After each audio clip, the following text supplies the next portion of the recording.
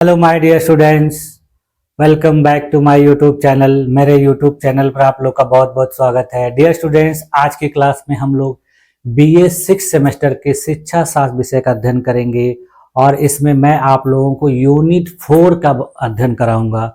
और यूनिट 4 जैसा कि मैंने आप लोग को सिलेबस में बताया था कि शैक्षिक प्रशासन के कार्य से संबंधित है, तो हम लोग पोस्ट कार्य के नाम से जानते हैं, तो इसी को हम लोग को अध्ययन करना है। तो चलिए आइए देखा जाए कि शैक्षिक प्रशासन के क्या महत्वपूर्ण कार्य होते हैं और इनको किस प्रकार से हम लोग देखते हैं, समझते हैं और अपने शिक्षा शास्त्र विषय में इसका अध्ययन करते हैं। देखिए, इसके पहले की क्लास में देखिए हम लोगों ने शैक्षिक प्रशासन किसे कहते हैं, शैक्षिक प्रशासन और प्रबंधन में क्या अंतर होता है, शैक्षिक प्रशासन और प्रबंधन का विकास किस प्रकार से हुआ, ये सारी चीजों का हम लोग अध्ययन कर चुके हैं। और सबसे पहले वाली जो क्लास में यूनिट 1 में हम लोगों ने शैक्षिक संगठन किसे कहते हैं इसका भी अध्ययन कर लिया था। तो इसी क्रम में ये आप लोगों का चौथा यूनिट है और चौथा यूनिट जैसा कि मैंने अभी आप लोगों को बताया कि शैक्षिक प्रशासन के कार्यों से संबंधित है कि शिक्षा के क्षेत्र में प्रशासन चलाने के लिए कौन कौन से कार्य करने पड़ते हैं और उन कार्यों को किस नाम से पुकारा जाता है, संबोधित किया जाता है, उसी के बारे में हम लोग को आज की क्लास में अध्ययन करना है। तो देखिए,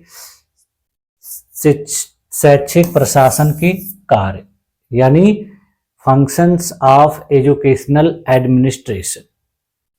तो देखिए, जो शैक्षिक प्रशासन का कार्य है उसके बारे में देखिए, जो लूथर गुलिक नामक विद्वान थे उन्होंने ही इसके लिए एक पुस्तक लिखी थी और उसी पुस्तक में इसके बारे में उन्होंने बताया था। तो देखिए, 1937 में papers on the science of administration नामक पुस्तक का उन्होंने संपादन किया और जो प्रशासन के नियमों पर सर्वाधिक प्रभावशाली रचना या कृति मानी जाती है। इस पुस्तक में उन्होंने प्रशासन के 7 प्रमुख कार्य बताए। उन्होंने कहा कि किसी भी प्रशासन के 7 मुख्य कार्य होते हैं, चाहे वो शैक्षिक प्रशासन हो या किसी भी प्रकार का प्रशासन हो। और इसके लिए उन्होंने 7 वर्णमाला के, जो अंग्रेजी वर्णमाला के अक्षर हैं, उसके द्वारा इस कार्य को उन्होंने संबोधित किया और उसका प्रयोग किया। और इन एक एक जो चिन्ह हैं, शब्द हैं, इसको अलग अलग अर्थ के नाम से जाना जाता है। देखिए, इस चिन्ह का प्रत्येक शब्द प्रशासन के कार्यों का संबोधन करता है, जिससे संगठन में समुचित योजना, समन्वय और नियंत्रण स्थापित किया जा सकता है। यानी इसका जो एक एक लेटर है, इससे एक शब्द बनता है और उस शब्द का अलग अलग अर्थ होता है और वही किसी भी प्रशासन का प्रमुख कार्य होता है। तो देखिए, यह जो शब्द है पोस्ट कार्य, इसके एक एक लेटर का फुल फॉर्म देखिए क्या होता है। पी से होता है प्लानिंग यानी योजना बनाना, ओ से होता है ऑर्गेनाइजिंग संगठन करना, यस से होता है स्टाफिंग कर्मचारियों की नियुक्ति करना, डी से होता है डायरेक्टिंग निर्देशन देना, सीओ से होता है कोऑर्डिनेटिंग समन्वय स्थापित करना, आर से होता है रिपोर्टिंग रिपोर्टिंग करना और बी से होता है बजट बनाना। तो यानी इसके हर लेटर का जो है फुल फॉर्म इस प्रकार से होता है। अब देखिए, इनको एक एक करके हम लोग देख लेते हैं कि प्लानिंग का मतलब क्या होता है। तो सबसे पहले देखिए, पी यानी प्लानिंग। प्लानिंग मतलब योजना बनाने।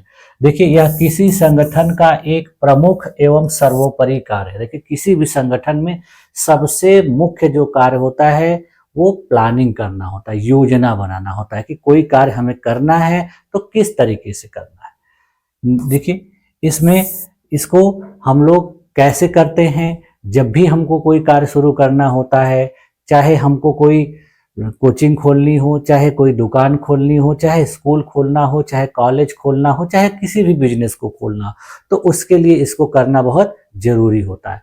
तो देखिए, नियोजन का अर्थ होता है निर्धारित लक्ष्यों की प्राप्ति हेतु उपलब्ध वैकल्पिक नीतियों, विधियों और कार्यक्रमों में से सर्वश्रेष्ठ का चयन करना, योजना बनाना, भविष्य की गतिविधियों का निर्धारण करना, ताकि संगठन अपने लक्ष्यों को प्रभावी रूप से प्राप्त कर सके। यानी हमको किसी भी कार्य को शुरू करने से पहले उसके उद्देश्यों को निर्धारित करना होता है, लक्ष्यों को निर्धारित करना होता है, उसको प्राप्त करने के कौन कौन से साधन होंगे ये निर्धारित करना होता है, और कार्य कैसे किया जाएगा ये निर्धारित करना होता है। तो ये सारी चीज़ों का जो निर्धारण होता है वही कहलाता है योजना बनाना।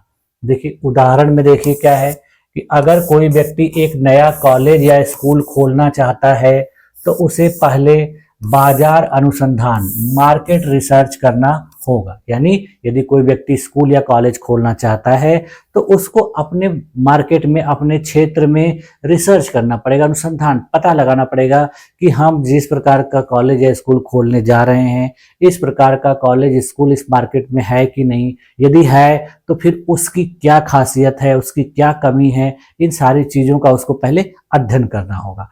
उसके बाद देखिए वह लक्षित विद्यार्थियों को समझना होगा और एक रणनीति बनानी होगी कि अपने कॉलेज में कैसे ज़्यादा एडमिशन लाया जाए। अब उसको देखिए अपने टारगेट स्टूडेंट ढूंढने होंगे कि हम कैसे स्टूडेंट को टारगेट करेंगे, तो उस प्रकार के स्टूडेंट के लिए उसको प्रचार करना पड़ेगा और फिर उनको अपने स्कूल या कॉलेज में बेहतर सुविधा देनी पड़ेगी जिससे उसको भविष्य में ज़्यादा एडमिशन मिलेंगे। इसके बाद देखिए अगला जो कार्य है वो ऑर्गेनाइजिंग यानी संगठन करना। संगठन करने का अर्थ है देखिए विभिन्न संसाधनों जैसे लोग, पूंजी, मशीनों को व्यवस्थित करना ताकि लक्ष्य को सुचारू रूप से प्राप्त किया जा सके। अब देखिए इसमें क्या होता है कि किसी संगठन में कुछ मानव संसाधन होते हैं, कुछ भौतिक संसाधन होते हैं, कुछ वित्तीय संसाधन होते हैं, तो इन सभी को एक साथ किस प्रकार संगठित करके बेहतर तरीके से कार्य किया जाएगा ये इसके अंतर्गत आता है। देखिए इसके अंतर्गत नियोजन को कार्य रूप में परिणत करने के लिए क्रियाओं का निर्धारण किया जाता है, उन्हें विभिन्न भागों में विभक्त किया जाता है, विशिष्ट व्यक्ति समूह को सौंपा जाता है तथा उनके मध्य पारस्परिक संबंधों को परिभाषित करना शामिल किया जाता है। यानी इन सभी कार्यों को अलग अलग व्यक्तियों को सौंप दिया जाता है, वो व्यक्ति जिम्मेदार होते हैं और फिर वो सभी एक दूसरे के साथ एकीकृत होकर, संगठित होकर लक्ष्य को प्राप्त करने के लिए कार्य करते हैं। इसके लिए उदाहरण देखिए, अगर कोई कॉलेज या स्कूल शुरू किया जा रहा है तो उसके लिए शिक्षक, कर्मचारी, कक्षाएं, पाठ्यक्रम आदि को सही तरीके से व्यवस्थित करना होगा ताकि शिक्षण का कार्य प्रभावी हो। अब देखिए तीसरा जो है इसका कार्य क्या है, स्टाफिंग यानी कर्मचारियों की नियुक्ति करना। देखिए स्टाफिंग से मतलब ही होता है कि किसी प्रशासन में अलग अलग कार्यों को करने के लिए योग्य और अनुभवी व्यक्तियों को भर्ती करना। तो देखिए नीतियों की क्रियान्वयन हेतु योग्य एवं कर्मठ व्यक्तियों की नियुक्ति करना।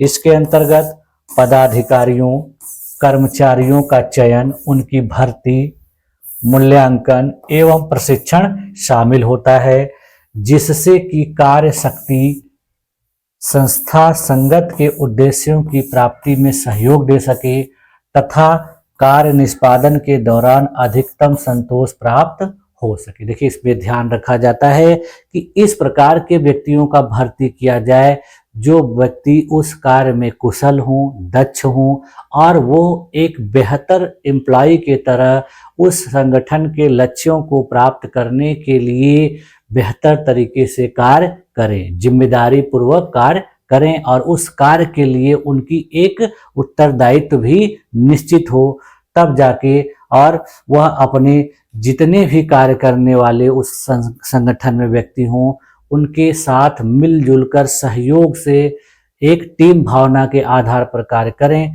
तो इस प्रकार के स्टाफ की जरूरत होती है। देखिए उदाहरण के लिए एक शिक्षण संस्थान को अपनी सेवाओं को सुचारू रूप से चलाने के लिए कुशल कर्मचारियों की आवश्यकता होती है। इसके लिए वह इंटरव्यू लेता है, सही उम्मीदवारों का चयन करता है और उन्हें उचित प्रशिक्षण देता है। अब देखिए, किसी भी संगठन में अच्छे कर्मचारियों की नियुक्ति करने के लिए सबसे पहले उनका साक्षात्कार लिया जाता है। साक्षात्कार के बाद फिर उनको उसमें से जो अच्छे स्टाफ रहेंगे, जो अच्छे उनको व्यक्ति दिखेंगे, उनको चुनेगा और चुनने के बाद फिर उनको उचित तरीके से प्रशिक्षण प्रदान किया जाएगा। फिर देखिए, अगला जो कार्य होगा वो डायरेक्टिंग यानी निर्देशन देना। तो देखिए, जब किसी एम्प्लॉय को चुन लिया जाता है और वहां पर काम करने वाले सभी व्यक्तियों को किसी उच्च अधिकारी के द्वारा, पदस्थ अधिकारी के द्वारा विभिन्न प्रकार के आदेश निर्देश जब दिए जाते हैं तो यही इसके अंतर्गत आता है। तो देखिए, निर्देश देने का अर्थ है कर्मचारियों को आदेश देना, मार्गदर्शन प्रदान करना, निरीक्षण करना, प्रेरणा और नेतृत्व प्रदान करना ताकि वे अपने कार्यों को प्रभावी ढंग से कर सके। तो देखिए, इसके अंतर्गत जो है अपने कर्मचारियों को आदेश देना होता है, उनको निर्देश देना होता है, उनका निरीक्षण करना होता है और उनको प्रेरणा भी प्रदान करना होता है, जिससे वह अपने संगठन के लक्ष्यों को प्राप्त करने के लिए प्रभावी ढंग से कार्य करें। इसका उदाहरण देखिए क्या होगा कि एक कॉलेज स्कूल में प्रबंधक कर्मचारियों को निर्देश देता है कि शिक्षण प्रक्रिया को कैसे बेहतर बनाया जाए और शिक्षा में सुधार कैसे किया जाए। देखिए, कोई भी प्रबंधक अपने कर्मचारियों को संबोधित करता है, आदेश देता है, निर्देश देता है कि उस कॉलेज या स्कूल की शिक्षण प्रक्रिया को किस प्रकार से बेहतर बनाया जाए कि उस शिक्षण संस्थान में ज्यादा से ज्यादा एडमिशन होने लगे। अगला कार्य देखिए इसका क्या है, कोऑर्डिनेटिंग यानी समन्वय स्थापित करता। यह प्रशासन का देखिए वह कार्य है जो किसी संगठन के विभिन्न विभागों, सदस्यों तथा उनके समूहों में इस प्रकार एकीकरण स्थापित करना ताकि कार्य सुचारू रूप से चले तथा न्यूनतम लागत पर वांछित उद्देश्यों की प्राप्ति हो सके। देखिए, इसमें क्या है कि सभी कर्मचारियों को एक साथ बेहतर तरीके से समन्वित करके कार्य करवाना और उसकी लागत भी वाजिब लगे, बहुत ज़्यादा लागत न लगे और संगठन का लक्ष्य भी बहुत अच्छे तरीके से प्राप्त किया जा सके, तो यह इसके अंतर्गत किया जाता है। इसमें देखिए, उदाहरण के लिए अगर एक कॉलेज स्कूल चलाया जा रहा है तो इसमें शिक्षक, clerk, house keeping, front desk और सिक्योरिटी विभागों का समन्वय आवश्यक होता है ताकि विद्यार्थियों को बेहतर सुविधा मिले। देखिए, स्कूल कॉलेज में काम करने वाले विभिन्न प्रकार के कर्मचारी होते हैं, विभिन्न प्रकार के अधिकारी होते हैं, जिसमें प्रिंसिपल से लेकर clerk, teacher, security guard, house keeping सभी लोग होते हैं। तो सभी लोगों में बेहतर तरीके से कैसे समन्वय स्थापित किया जाए जिससे विद्यार्थियों को बेहतर सुविधा उस विद्यालय या कॉलेज में मिले, उसके लिए यही कार्य किया जाता है। फिर देखिए, अगला जो कार्य है इसका वह है रिपोर्टिंग। यानी जब किसी कार्य को संगठन में किया जाता है तो हर व्यक्ति अपने अपने कार्य को अपने उच्च अधिकारी को रिपोर्ट करता है, यानी उसको अपनी दिन भर के कार्य की, हफ्ते की कार्य की, महीने की कार्य की एक सूचना देता है कि हाँ, हमने यह कार्य किया है, यह कार्य ऐसे हुआ है, इस कार्य में यह समस्या आ रही है। तो ये सारी बातें वो अपने उच्च अधिकारी को बताएगा। यानी जैसे टीचर को अगर कोई प्रॉब्लम आ रही है कक्षा में शिक्षण के दौरान, या स्टूडेंट से कोई प्रॉब्लम आ रही है, या फिर विद्यालय के संसाधनों में कोई कमी है, तो वो प्रिंसिपल को बताएगा। फिर प्रिंसिपल उस विद्यालय या संस्थान के मैनेजर को बताएगा। तो यही जो चीज है वो रिपोर्टिंग के अंतर्गत आती है। देखिए, रिपोर्टिंग का अर्थ है संगठन में कार्यों की प्रगति, समस्याओं और निष्कर्षों की जानकारी उच्च अधिकारियों या प्रबंधन को देना। इसके अंतर्गत प्रशासक अपने संगठन में हुए कार्यों या उसकी उपलब्धियों का विवरण तैयार करता है तथा अपने उच्चाधिकारियों को इसकी जानकारी समय समय पर देता रहता है।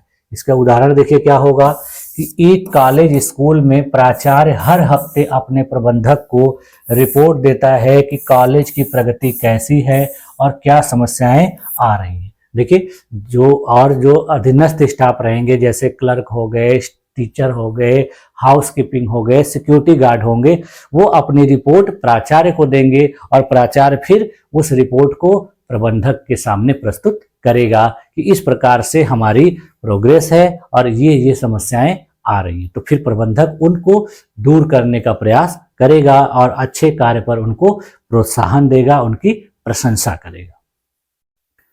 अगला देखिए कार्य जो है वो है बजट बनाना, यानी बजटिंग। इसमें देखिए क्या होता है कि वित्तीय संसाधनों की योजना बनाई जाती है और संगठन अपने खर्चों को नियंत्रित कर सके और लाभदायक निर्णय ले सके। इसके अंतर्गत देखिए उस संस्थान के जितने भी खर्चे होते हैं उसका एक अनुमानित योजना बनाया जाता है कि कौन कौन से कार्य पर किस प्रकार का खर्च किया जाए और उससे किस प्रकार से कम लागत पर बेनिफिट लिया जाए, कर्मचारियों को उचित वेतन दिया जाए और उस विद्यालय में, उस संस्थान में जो इंफ्रास्ट्रक्चर है, भौतिक सुविधाएं हैं, उनको किस प्रकार से बेहतर बनाया जाए, ये सारी चीजें जो है इसके अंतर्गत आती हैं। देखिए इसके अंतर्गत एक निश्चित समय सीमा के अंतर्गत राजस्व तथा खर्चों का लेखा जोखा तैयार किया जाता है। अब इसमें देखिए सारी चीजें तैयार की कि कितना पैसा पूरे एडमिशन से आएगा, कितनी फीस से आएगी, एक साल में कितना पैसा आएगा और फिर उसमें से कर्मचारियों को कितना दिया जाएगा, फिर वहां पर उपलब्ध जो सुविधाएं हैं उनमें कितना खर्च किया जाएगा और फिर जो उस संस्थान का मालिक होगा उसको क्या बेनिफिट मिलेगा। तो ये सारी चीजें इसके अंतर्गत की जाती हैं। तो देखिए इसका उदाहरण क्या होगा कि एक कॉलेज स्कूल का सालाना बजट तैयार किया जाता है और इसमें वेतन, उपकरण, परियोजनाओं और अन्य खर्चों के लिए धन का प्रबंधन किया जाता है। यानी इसमें जितने भी खर्च होते हैं उस संस्थान से संबंधित सारे इसमें निर्धारित किए जाते हैं और फिर उसी के आधार पर पूरे वर्ष भर का कार्य किया जाता है।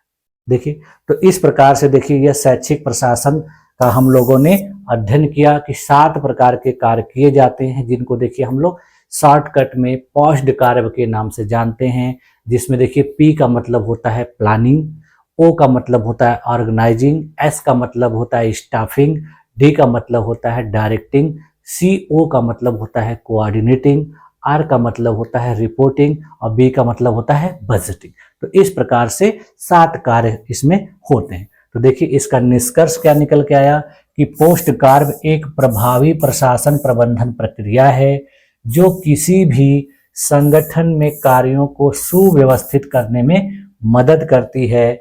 यदि इसे सही ढंग से लागू किया जाए तो संगठन अधिक उत्पादक होगा, संगठित होगा और कुशल बनेगा। यानी इस प्रकार से किसी भी संगठन के कार्यों को, प्रशासनिक कार्यों को 7 भागों में विभाजित करके और बेहतर तरीके से उसको क्रियान्वित किया जाए तो किसी भी संगठन को प्रगति करने में कभी बाधा या समस्या नहीं आएगी। लेकिन वास्तव में ऐसा नहीं किया जा सकता है क्योंकि कुछ ऐसे अधिकारी कर्मचारी होते हैं जो अपनी चापलूसी की वजह से प्रबंधन को हमेशा खुश रखते हैं और जो निचले स्तर के कर्मचारी होते हैं वो हमेशा प्रताड़ित किए जाते हैं, उनका शोषण किया जाता है। तो इस प्रकार से करने पर वह संगठन सही तरीके से प्रोग्रेस नहीं कर पाता है, धीरे धीरे उसकी अवनति होती है और एक समय ऐसा आता है कि वह संगठन या तो बंद हो जाता है या तो बहुत बड़े घाटे में चला जाता है। तो इसी के लिए ये कार्य बताए गए हैं कि इसके आधार पर कार्य करने पर सफलता मिलेगी, यदि इसमें कुछ गड़बड़ी की गई तो सफलता नहीं मिलेगी। ठीक है, तो यह था हमारा चौथा यूनिट। ये देखिए आपके सिलेबस का काफी छोटा यूनिट था, यानी बहुत ही छोटा यूनिट था, केवल एक टॉपिक से रिलेटेड था कि फंक्शंस ऑफ एजुकेशनल एडमिनिस्ट्रेशन। तो इसको मैंने आप लोगों को एकदम बारीकी से अध्ययन करा दिया। ठीक है, तो आप लोग इसको नोट्स बना लीजिएगा और इसको रिवाइज कर लीजिएगा क्योंकि ये एग्जाम में जरूर पूछता है, कभी कभी शॉर्ट क्वेश्चन में, कभी कभी लॉन्ग क्वेश्चन में। तो आपको इसका फुल फॉर्म भी पता रहना चाहिए।